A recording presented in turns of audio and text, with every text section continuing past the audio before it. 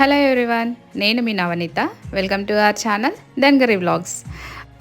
అందరూ ఎలా ఉన్నారండి? మేమైతే చాలా బాగున్నాము. మీరందరూ కూడా బాగున్నారని ఆశిస్తున్నాను. ఏంటంటే ఈ మధ్యన మన వీడియోస్కి కొంచెం గ్యాప్ వచ్చింది. నాకు కొంచెం హెల్త్ బాగాలేకుండే ఒక 1 వీక్ బాగా ఫీవర్ ఉండింది. అందుకని చెప్పేసి వీడియోస్ ఏం చేయలేదు. అది అలాగే కంటిన్యూ అయిపోయింది. ఇంకా చేయడానికి అసలు ఓపిక లేక ఏం వీడియోస్ ఏం షూట్ చేయలేదు. కుకింగ్ వీడియోస్ షూట్ చేయాలంటే చాలా టైం పడుతుందండి. మీ ముందు ఒక 8 మినిట్స్ వీడియో తేవాలి అంటే మాకు మినిమం 3 అవర్స్ అన్న టైం పడుతుంది. అది చేసే వాళ్ళకు దాని శ్రమ తెలుస్తుంది. షూట్ చేయడము, ఎడిట్ చేసుకోవడము, వాయిస్ ఓవర్ ఇవ్వడం అంతా నేనే చేసుకుంటాను కాబట్టి చాలా టైం పడుతుంది. అందుకని కొంచెం వీడియోస్ డిలే అయినాయి. ఇక నుంచి అలాంటిది ఏం జరగదు. ఈ వీడియో కూడా అనుకోకుండా షూట్ చేస్తున్నాను నేను అప్పటికప్పుడు. యాక్చువల్గా ఈ వీడియో నేను షూట్ చేసింది సండే, అంటే నిన్న షూట్ చేశాను. మా దగ్గరికి కొంచెము ఒక గెస్ట్ వస్తున్నారని చెప్పేసి కొంచెం స్పెషల్గా ఏమన్నా చేద్దాము, ఒక నాన్ వెజ్ కర్రీ, ఒక వెజ్ కర్రీ అన్నట్టుగా ఈ విధంగా చేస్తున్నాము. సో వెజ్ ఈ విధంగా బీరకాయ స్టఫ్డ్ చేయలేదు కదా మన వీడియోస్కి, ఒకసారి షూట్ చేసుకుందాం అదే విధంగా అని చెప్పేసి షూట్ చేస్తున్నాను. ముందుగా బీరకాయలన్నీ ఫ్రెష్గా కడిగి పీల్ చేసి పెట్టుకోవాలి. ఎందుకంటే మనము పైన ఉన్న పీల్తో స్టఫ్ చేస్తున్నాం కాబట్టి బీరకాయలు ఫస్ట్ కడిగిన తర్వాతనే పీల్ ఆఫ్ చేసుకోవాలి. అలా పీల్ ఆఫ్ చేసుకున్న బీరకాయలను ఇలా 2 ఇంచులు మందంగా పొడుగ్గా ఉండేటట్టుగా కట్ చేసుకోవాలి. అలా కట్ చేసుకున్న తర్వాత లోపల ఉన్న పల్పు ఈ విధంగా నైఫ్తోని తీసేయాలన్నమాట జాగ్రత్తగా. మనం స్టఫ్ అనేది ఇందులోనే ఫిల్ చేస్తాం కాబట్టి కొంచెం మందంగానే ఉండేటట్టుగా తీసుకోవాలి. బీరకాయలకు ఈ విధంగా హోల్ వచ్చేటట్టుగా చూసుకోవాలి. నేను ఇక్కడ చూపిస్తున్నట్టుగా కట్ చేసుకోవాలి. ఎందుకంటే స్టఫ్ అంతా మనం ఇందులోనే ఫిల్ చేస్తాం కాబట్టి ఈ విధంగా నేను అన్ని కట్ చేసి పెట్టుకున్నాను. మధ్యలో ఉన్న పల్ప్ మాత్రం పడేయకూడదు. వీటితోనే మనము స్టఫ్ చేస్తాము. ఈ పల్పు మరి బీరకాయ చెక్క ఏదైతే ఉందో ఇక్కడ మనము పీల్ ఆఫ్ చేసి పెట్టుకున్నది, ఇవన్నీ కొంచెము అన్ని ఆయిల్లో ఫ్రై చేసుకోవాలి. మొత్తం డీప్ ఫ్రై కాకుండా నార్మల్గా ఫ్రై చేసుకోవాలి. తర్వాత డ్రై ఇంగ్రీడియంట్స్ ఇవి కొన్ని పల్లీలు, నువ్వులు, కొబ్బరి, ఇవి డ్రై రోస్ట్ చేసుకొని వీటిని కూడా పౌడర్ చేసి సపరేట్గా పెట్టుకోవాలి.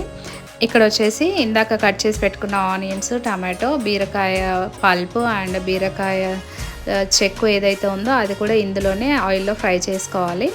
ఫ్రై అంటే మరీ డీప్ ఫ్రై కాదు, కొంచెం కచ్చా పచ్చాగా ఫ్రై చేసుకోవాలి. తర్వాత ఇందాక మనం తీసి పెట్టిన పల్ప్ పీసెస్ ఏవైతే ఉన్నాయో అవి కూడా ఇందులోనే వేసుకోవాలి. ఇవన్నీ కొంచెము సాల్ట్ వేసి కొంచెం మగ్గనివ్వాలి. ఏంటంటే మరీ డ్రై రోస్ట్ కాకుండా కొంచెం కచ్చపచ్చగా వేయించుకోవాలన్నమాట. అది మనకు స్టఫ్ చేసుకోవడానికి వీలుగా ఉంటుంది. ఇందులోనే మనకు అవసరం అనుకుంటే కొన్ని పచ్చిమిరపకాయలు, జీలకర్ర, వెల్లుల్లిపాయలు వేసుకోవచ్చు తినే వాళ్ళని బట్టి. నేను ఆ వెల్లుల్లిపాయలు వేసే క్లిప్ మిస్ అయింది ఇక్కడ. ఇందులోనే కొంచెం చింతపండు, పచ్చిమిర్చి, వెల్లుల్లిపాయలు వేసేసాను.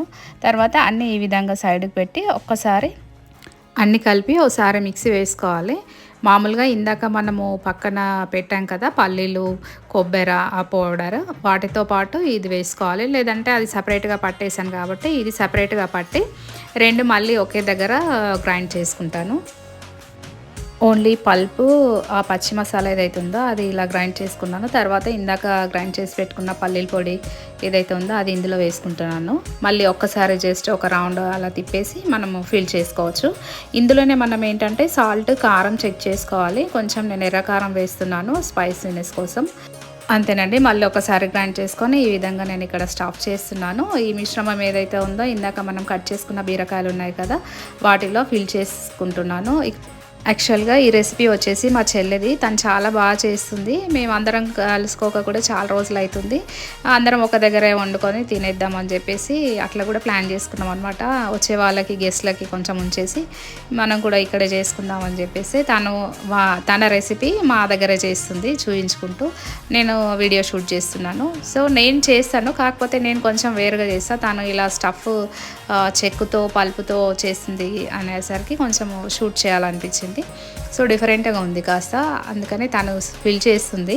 ఇక్కడ ఈ విధంగా అన్ని బీరకాయలన్నీ ఈ విధంగా స్టఫ్ చేసి పెట్టాము. తర్వాత స్టవ్ వెలిగించి కడాయి పెట్టేసి ఇందులో కొంచెం ఆయిల్ వేసుకుంటున్నాము. ఫ్లేవర్ కోసం అని చెప్పేసి ఒక బిర్యానీ ఆకు, కొంచెం దాల్చిన చెక్క వేస్తున్నాము. తర్వాత ఆనియన్స్, సన్నం తరిగి పెట్టుకున్న ఆనియన్స్ ఇందులోనే వేసేస్తున్నాము. ఈ ఆనియన్స్ కొంచెం పచ్చివాసన పోయేదాకా వేయించుకోవాలి. తర్వాత ఇందులోకి కరివేపాకు, పచ్చిమిరపకాయలు కూడా వేసేస్తున్నా. ఇది వేసిన తర్వాత ఏంటంటే కొంచెం మనకు ఉల్లిపాయ పచ్చివాసన పోయిన తర్వాత ఇందులోకి కొంచెం పసుపు వేసుకోవాలి. నేను పసుపు వేరే ఇంగ్రీడియంట్స్లో ఎక్కడ యాడ్ చేయలేదు, పోపులో మాత్రమే వేస్తున్నాను. ఇందులో వేస్తే కలర్ బాగా వస్తుంది అని చెప్పేసి ఈ విధంగా పోపులో పసుపు వేసేస్తున్నా. పసుపు వేసిన తర్వాత ఇందులోకి ఇలాంటి టైంలో మనం కొంచెం అల్లం వెల్లుల్లిపాయ పేస్ట్ వేసుకోవాలి. ఇది కూడా కొంచెం ఆయిల్లో వేగనివ్వాలి. ఇవి రెండు కొంచెం పచ్చివాసన పోయేదాకా అలా కలిపేసి స్టఫ్ చేసి పక్కన పెట్టిన బీరకాయ ముక్కలు ఈ విధంగా ఒక్కొక్కటిగా మంచిగా సెట్ చేసుకోవాలి. అన్నీ ఇలా వేసేసి కలపొద్దు, అలా కలిపితే ఏంటంటే లోపల ఉన్న స్టఫ్ అనేది చెదిరిపోతుంది. అందుకని చెప్పి ఈ విధంగా ఒక్కొక్క పీస్ని కడాయిలో మొత్తం సెట్ చేస్తున్నాము. ఇలా 5-6 నిమిషాలు ఉడకనివ్వాలి. స్టవ్ మాత్రం సిమ్లోనే ఉండాలి. తర్వాత ఏంటంటే కలపడము, ఎప్పుడైనా కలపాలి అనే సిచ్యువేషన్ వస్తే కనుక ఇలా కడాయిని పట్టుకొని ఈ విధంగా సర్ట్ చేస్తే సరిపోతుంది, లేదంటే అన్నీ చిదిరిపోతాయి. సో అలా కొంచెం వేగిన తర్వాత మిగిలిపోయిన మసాలా ఏదైతే ఉందో అది మళ్ళీ దీనిపైననే వేసేస్తున్నాను నేను. ఇక్కడ వేసిన తర్వాత వాటర్ కన్సిస్టెన్సీ మనం చూసుకోవాలి. కర్రీ గ్రేవీకైనా మనం తినేదాన్ని రైస్కంటే లేదంటే రోటీకా చపాతీకా ఫైనల్ చేసుకొని మనం ఒకసారి వాటర్ కావాల్సినన్ని వాటర్ వేసుకొని మళ్ళీ ఒకసారి ఈ విధంగా కలుపుకొని స్టవ్ పైన పెట్టేసేయాలి. అసలు ఇది చేస్తూ ఉంటేనే ఎంత బాగా స్మెల్ వస్తుంది, కర్రీ చూస్తే తినాలనిపిస్తుంది, అంత బాగుంది. మీరు ఒకసారి ఖచ్చితంగా ట్రై చేసి చూడండి. అంతేనండి. ఇలా కొంచెం ఉడికిన తర్వాత ఈ విధంగా వస్తుంది. ఇలా బబుల్స్ ఆయిల్ రిలీజ్ అవుతున్నప్పుడు కొంచెం కసూరి మేతి కానీ కొత్తిమీర కానీ వేసేసుకొని దించేసుకోవడమే. అంతేనండి, బీరకాయ కర్రీ రెడీ అయిపోయింది. స్టఫ్డ్ బీరకాయ కర్రీ. మా లంచ్ వచ్చేసి స్టఫ్డ్ బీరకాయ కర్రీ, సండే స్పెషల్ అండి ఇది.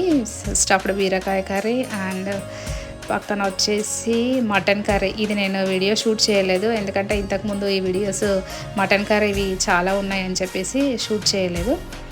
అందరికీ తినడానికి పెట్టిన తర్వాత నేను ఫైనల్గా ఒక వీడియో క్లిప్ తీసుకుంటానని చెప్పేసి అందరిని ఆపి ఈ విధంగా తీస్తున్నానండి. అప్పటికే లంచ్ టైం చాలా అయిపోయింది, 2:30 or 3 అవుతుంది.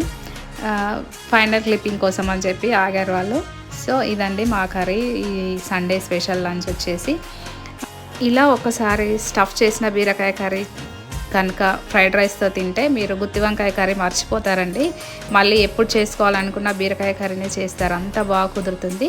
నాన్ వెజ్ తినని వాళ్ళు ఎప్పుడు వెజ్ వంకాయ కాకుండా ఈ విధంగా ట్రై చేయండి. నా వీడియో నచ్చినట్టయితే like, share and subscribe to my channel. Thank you for watching.